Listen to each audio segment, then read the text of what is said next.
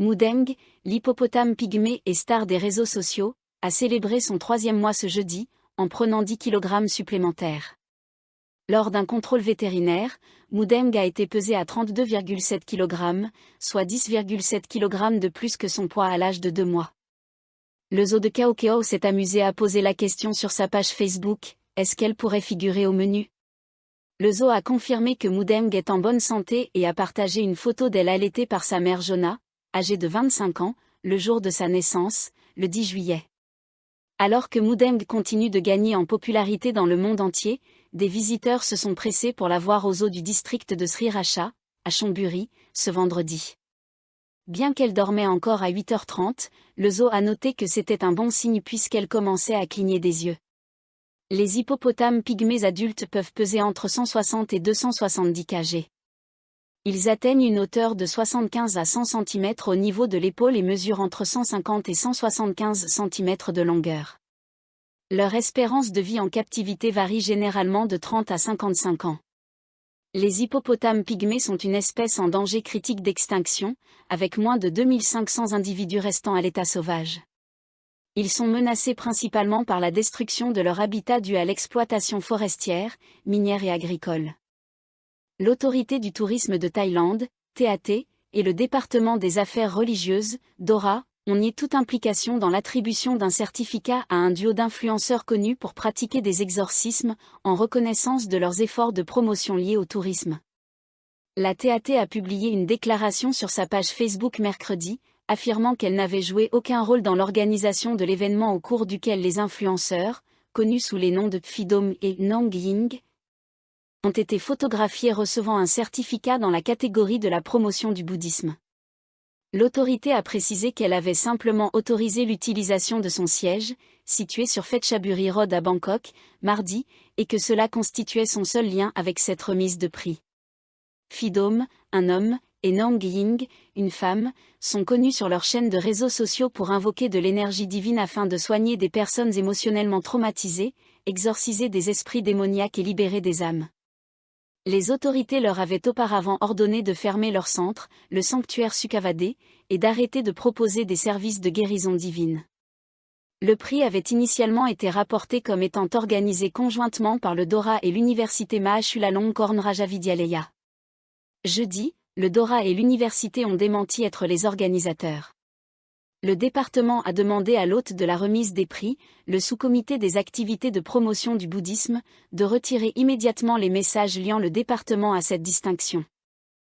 Tereyut Suankezorn a été propulsé sous les feux des projecteurs lorsque son nom a été mentionné par Pebun Nititawan, secrétaire général du parti Palam Pracharat, PPRP, après que l'avocat a déposé une requête auprès de la Cour constitutionnelle pour empêcher l'ancien Premier ministre Thaksin Shinawatra de menacer la monarchie constitutionnelle en influençant le parti Pheu Thai, membre clé de la coalition gouvernementale. Dans cette requête, le parti au pouvoir, Pheu Thai, est accusé de tenter de saper le système démocratique avec le roi comme chef de l'État, la même accusation qui a conduit à la dissolution de l'ancien parti d'opposition Move Forward Party, MFP, le 7 août. M. Tereyut avait déjà obtenu la dissolution du MFP. Le 1er février, il avait officiellement demandé à la commission électorale, EC, de déposer une requête auprès de la Cour constitutionnelle pour dissoudre le MFP en raison de sa position sur la loi de lèse-majesté. La commission électorale a déposé une requête pour la dissolution du MFP après que la Cour constitutionnelle a statué, le 31 janvier, que la proposition du MFP de modifier l'article 112 du Code pénal, également connu sous le nom de loi de lèse-majesté, démontrait une intention de saper la monarchie constitutionnelle.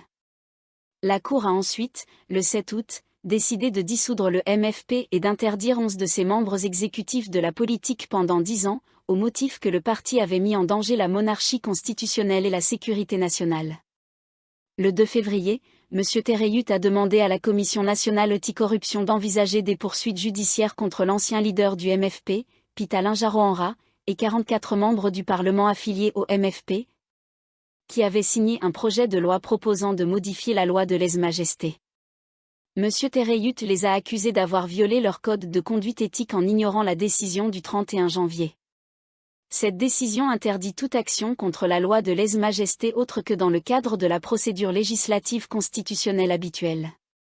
Diplômé en droit de l'université de Ramkhamhaeng, M. Tereyut exerce en tant qu'avocat depuis environ 24 ans, à l'exception de 2 mois durant lesquels il a été ordonné moine il y a plusieurs années.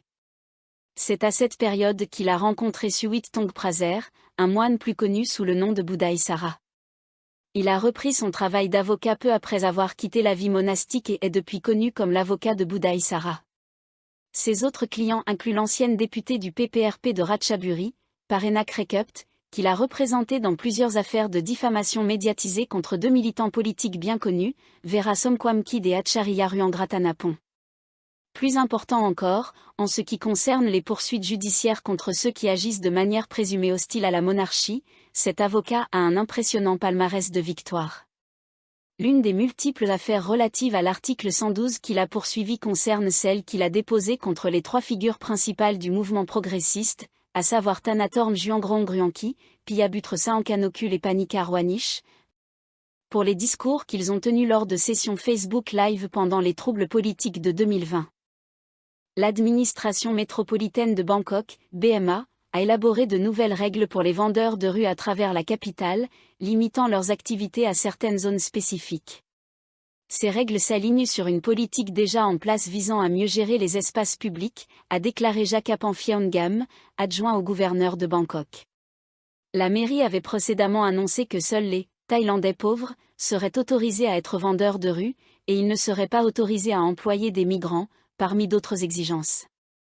Pour obtenir l'autorisation de travailler comme vendeur pendant 1 an, les candidats doivent être citoyens thaïlandais et remplir au moins l'une des 3 conditions suivantes: détenir une carte de bien-être de l'État, être en train d'acheter une maison dans le cadre du programme Baomangkong, ou recevoir une aide sociale du ministère du Développement social et de la Sécurité humaine. La 2e année, les vendeurs devront prouver que leur revenu annuel ne dépasse pas 300 000 bahts, conformément à leur déclaration fiscale. Ceux qui n'ont jamais rempli de déclaration fiscale, ce qui est le cas de la majorité des vendeurs, bénéficieront d'une période de grâce d'1 an avant de devoir commencer à le faire. Les vendeurs dont les revenus dépassent le seuil de 300 000 bahts perdront leur droit d'exploiter un stand dans la rue. Cependant, M. Jakapan a indiqué que la BMA réévaluerait ce seuil chaque année, en tenant compte des conditions économiques, de l'inflation et du seuil de pauvreté. Les bureaux de district seront responsables de l'approbation des vendeurs, en donnant la priorité à ceux qui sont déjà inscrits dans le système fiscal, a-t-il précisé. Dans les zones où la demande dépasse l'espace disponible, les vendeurs seront sélectionnés par un système de loterie. La BMA réévaluera également l'adéquation des zones de vente désignées tous les 1 ou 2 ans, en tenant compte de leur impact sur l'aménagement des rues et la circulation, pour s'assurer que les piétons disposent de suffisamment d'espace pour marcher en toute sécurité. Des directives spécifiques ont été mises en place pour garantir que les stands n'obstruent pas les espaces publics tels que les arrêts de bus, les passerelles piétonnes ou les entrées des installations publiques. Les vendeurs doivent garantir un espace de 1,5 à 2 mètres de large pour que les piétons puissent marcher, selon la largeur des rues. Chaque stand est limité à une surface de 3 mètres carrés. Les stands doivent occuper uniquement le côté du trottoir adjacent à la chaussée, mais doivent être situés à au moins 50 cm de la route pour des raisons de sécurité. Il doit également y avoir un espace d'au moins 3 mètres de long tous les 10 stands pour servir de sortie de secours. Le gouverneur de Bangkok, Chadchar Sitipin, avait précédemment déclaré que l'objectif ultime de la BMA était de réduire le nombre de vendeurs dans les rues en les déplaçant vers des zones désignées, à l'image de l'approche de Singapour avec ses centres de restauration de rue, dans le but de fournir des espaces plus propres et mieux organisés pour les vendeurs. La BMA n'a pas l'intention d'étendre les zones de vente pour le moment, mais réexaminera les zones existantes pour s'assurer qu'elles respectent les nouvelles réglementations. M. Chadchar a également indiqué qu'au cours des 2 dernières années, environ 10 000 vendeurs avaient été retirés des rues de Bangkok et que les efforts pour établir des centres de restauration sont en cours.